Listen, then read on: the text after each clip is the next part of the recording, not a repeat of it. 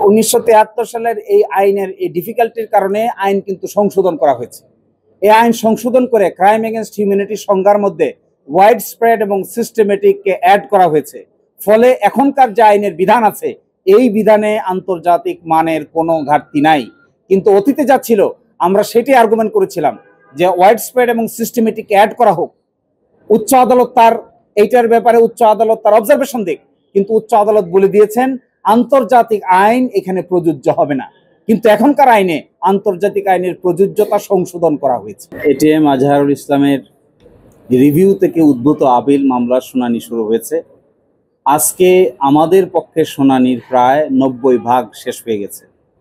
বাকি 10% শুনানির জন্য আগামী বৃহস্পতিবার সকালে 1 নম্বর আইটেম আকারে বাকি অংশ শুনানি অনুষ্ঠিত হবে ইনশাআল্লাহ। আমরা এই শুনানিতে মূল কথা যেটা বলেছি, প্রথম হলো আমরা বলেছি রাজনৈতিকভাবে উদ্দেশ্য প্রণোদিত হয়ে জামায়াতের নেতৃবৃন্দকে আগে ফাঁসি কার্যকর করা হয়েছে, তিনি এখনো বেঁচে আছেন, তার ফাঁসি কার্যকর করার জন্য যে রায় দেওয়া হয়েছিল এটিও ছিল রাজনৈতিক বিবেচনায় তাকে টার্গেট করা হয়েছিল।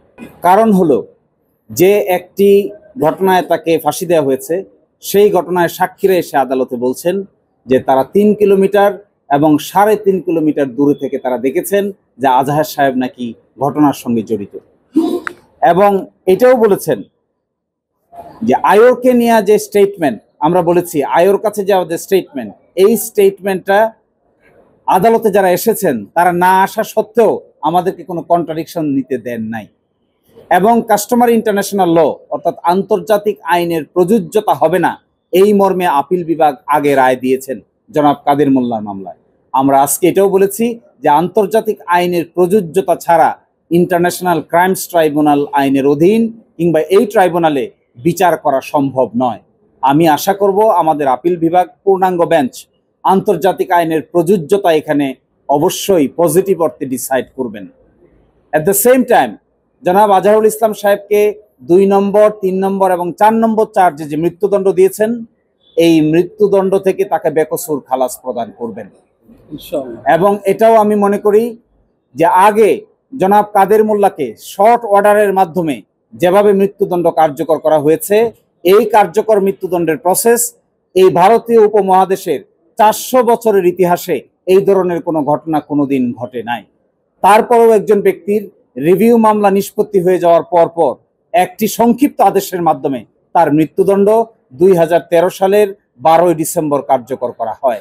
তড়িঘড়ি করে, যেহেতু 14 সালের 5 জানুয়ারি নির্বাচন হওয়ার কথা ছিল, তাই রাজনৈতিক প্রতিপক্ষকে ঘায়েল করার জন্যই তড়িঘড়ি করে শর্ট অর্ডার দিয়ে একটি মৃত্যুদণ্ড কার্যকর করা হয়েছে। সব কিছু নিয়ে প্রশ্ন উঠবে এবং সবকিছুই আদালতের রায়ের মধ্যে আসবে। অতীতে যাদের ব্যাপারে এই ধরনের অবিচার করা হয়েছে, মৃত্যুদণ্ড কার্যকর করা হয়েছে, কি পদ্ধতিতে কার্যকর করা হয়েছে, কি ফাইন্ডিং দিয়ে কার্যকর করা হয়েছে, সব কিছুর ব্যাপারেই আমরা আজকে সাবমিশন রেখেছি।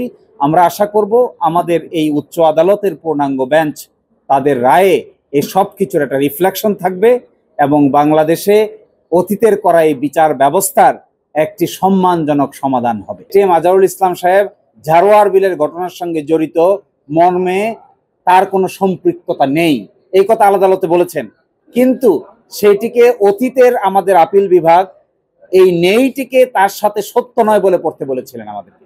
আজকে আদালতকে আমরা এটা দেখিয়েছি যে সাক্ষী যখন সুনির্দিষ্টভাবে বলেন যে তিনি ঘটনার সঙ্গে জড়িত নেই, এর মধ্যে অন্য কোনোভাবে পড়ার আর কোনো স্কোপ নাই। আর আরেকটি কথা, এখানে 6 কিলোমিটার দূর থেকে দেখছেন যে ট্রেন থেকে আমরা নামতেছি। আপনাদের কি মনে হয় যদি কোনো যন্ত্র ছাড়া 6 কিলোমিটার দূর থেকে কোনো মানুষ দেখতে পারে কোনো মানুষ ট্রেন থেকে নেমেছে কিনা, কাউকে গুলি করেছে কিনা, কাউকে অ্যাটাক করেছে কিনা? অথচ আগে কোনোদিন চিনে না, জীবনে কোনোদিন দেখা হয় নাই, ওই দিনেই প্রথম 6 কিলোমিটার দূর থেকে আইডেন্টিফাই করে ফেলে। আমরা বলেছি এইগুলো শুধুমাত্র বায়োনিক আই দ্বারাই সম্ভব, বাস্তবে কোনো মানুষের পক্ষে এই ধরনের কাজ করা সম্ভব না। যে স্কাইপ কেলেঙ্কারির সকল ইমেল, সকল অডিও ডকুমেন্ট এবং সকল পত্রিকার রিপোর্ট সবকিছুই আমরা দেশি বিদেশি রিপোর্ট আদালতের সামনে উপস্থাপন করেছিলাম। তখনকার দিনের ট্রাইব্যুনাল আমাদেরকে এই সমস্ত বিষয়ের উপর আর্গুমেন্ট করে বলছেন যে এগুলো আদালতের দেখার বিষয় নয়। অথচ এখনো পর্যন্ত সেই ইমেল কমিউনিকেশন, সেই অডিও স্ক্রিপ্ট এবং সেই আন্তর্জাতিক এই রিপোর্ট ইকোনমিক্স থেকে সব জায়গায় রিপোর্ট হয়েছে, এগুলো সবই আমাদের কাছে রক্ষিত আছে। যদি এমন হয় মাননীয় আপিল বিভাগ এগুলো দেখতে চান, প্রয়োজন সাপেক্ষে আমরা আপিল বিভাগকে এগুলো দেখাবো। আর দ্বিতীয় কথা আমি বলেছিলাম, সুকরঞ্জন বালিকে আদালতের সামনে থেকে একটি সাদা মাইক্রোবাসে করে আইনজীবীদের সামনে থেকে জোর করে ধরে নিয়ে যাওয়া হয়, তাকে পরে ভারতে পাওয়া যায়, ভারত থেকে তাকে সাজা দেওয়া হয়, সেখান থেকে তিনি বাংলাদেশে এখন বাড়িতে বসবাস করছেন। আমরা বলেছি এগুলো প্রমাণ করে যে ওই ট্রাইব্যুনালে যে বিচার হয়েছে তা সবকিছু হয়েছে অসৎ উদ্দেশ্য প্রণোদিত এবং কতিপয় রাজনৈতিক নেতৃবৃন্দকে সাজা দিয়ে রাজনৈতিক উদ্দেশ্য হাসিল করার জন্যই এই সমস্ত কাজ করা হয়েছিল। যে যেমন সাক্ষীর উপর ভিত্তি করে এখানে মৃত্যুদণ্ড দেওয়া হয়েছে, তিনি বলছেন এই ধরনের সাক্ষীকে মোটেও বিশ্বাস করার সুযোগ নাই। তিনি বলছেন 3 কিলোমিটার দূর থেকে যাকে যে দেখতে পায় তাকে আমি কি করে বিশ্বাস করি। তিনি এটাও বলেছেন যিনি 6 কিলোমিটার দূর থেকে লুকিয়ে থেকে দেখতে পায় তাকে আমি কি করে বিশ্বাস করব। যিনি নিজের সন্তানের নাম বলতে পারেন না, তার সন্তান কয়জন এটাও বলতে পারেন না, কিন্তু তিনি আসামির নাম বলেন, তাকে কি করে আমি বিশ্বাস করব। এই কথা বলে তিনি এদের সাক্ষ্যগত কোনো মূল্য নাই এবং এদের উপর বিশ্বাস করে কাউকে সাজা দেওয়া যাবে না, এবং এটিএম আজহার সাহেবকে 2 নম্বর চার্জ এবং 3 নম্বর চার্জ থেকে তিনি বেকসুর খালাস দিয়েছেন। 1973 এর আইন আমরা বলেছি, এই আইন তৈরি করা হয়েছিল 195 জনের বিচার করার জন্য, যারা পাকিস্তান আর্মি ছিলেন এবং যাদেরকে আইডেন্টিফাই করা হয়েছিল, কিন্তু ত্রিপক্ষীয় চুক্তির মাধ্যমে এই সমস্যার সমাধান করা হয়েছে। কিন্তু আজকে যাদেরকে সিভিলিয়ান আকারে ট্রাই করা হয়েছে, বিচার করা হয়েছে, অন্যায়ভাবে নতুন করে সাক্ষী তৈরি করে নিজের মতো করে ডকুমেন্ট তৈরি করে, আমরা বলেছি এটা সম্পূর্ণভাবে শুধুমাত্র রাজনৈতিক প্রতিপক্ষকে ঘায়াল করার জন্যই। এই অ্যাপিলেট ডিভিশনে এটিএম আজহার সাহেবের মামলায় এটিএম আজহার সাহেবের পক্ষে তার নিয়োজিত লয়াররা তাদের পক্ষে সাবমিশন রেখেছে। এই মামলায় আপনারা জানেন দুটি পক্ষ, একটি হলো এটিএম আজহারুল ইসলাম বনাম চিফ প্রসিকিউটর। চিফ প্রসিকিউটর অফিসের পক্ষ থেকে আমরা অ্যাপিলেট ডিভিশনে উপস্থিত ছিলাম। আমরা এটিএম আজহার সাহেবের পক্ষের সকল আর্গুমেন্ট শুনেছি, আমরা নোট করেছি, আমরা এগুলাকে আরও চিন্তা করব, গভর্নমেন্টের ইনস্ট্রাকশন নিব, আমরা আরও পর্যালোচনা করব। থার্সডেতে ওনারা যদি শেষ করেন তাহলে আমরা এদিন শুরু করব। ওনারা বেসিকলি 3টা পয়েন্টের উপরেই আর্গুমেন্ট করেছেন। একটি হলো কাস্টমারি ইন্টারন্যাশনাল ল অ্যাপ্লিকেবল হবে কি না। এ ব্যাপারে আমরা ইতিপূর্বেই বলে দিয়েছি যে কাস্টমারি ইন্টারন্যাশনাল ল অ্যাপ্লিকেবল হওয়ার ব্যাপারে প্রসিকিউশনের কোনো দ্বিমত নেই, কারণ government already international crimes tribunal amendment act 2024 যেটা করেছে তাতে ওয়াইড স্প্রেড অ্যান্ড সিস্টেমেটিক শব্দটা ইনসার্ট করে এবং রোম স্ট্যাটিউটের ডেফিনেশন অফ ক্রাইমসটাকে ইনসার্ট করে ইন্টারন্যাশনাল স্ট্যান্ডার্ড বজায় রেখেছে।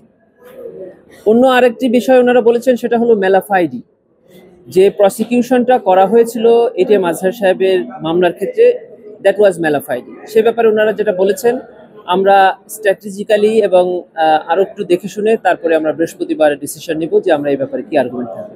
আর ফ্যাকচুয়াল আর্গুমেন্টের ব্যাপারে আমাদের বলার কিছু নাই, আমরা ভালো করে দেখব যে আদৌ ওনারা যেটা বলছেন সেটা সঠিক কিনা।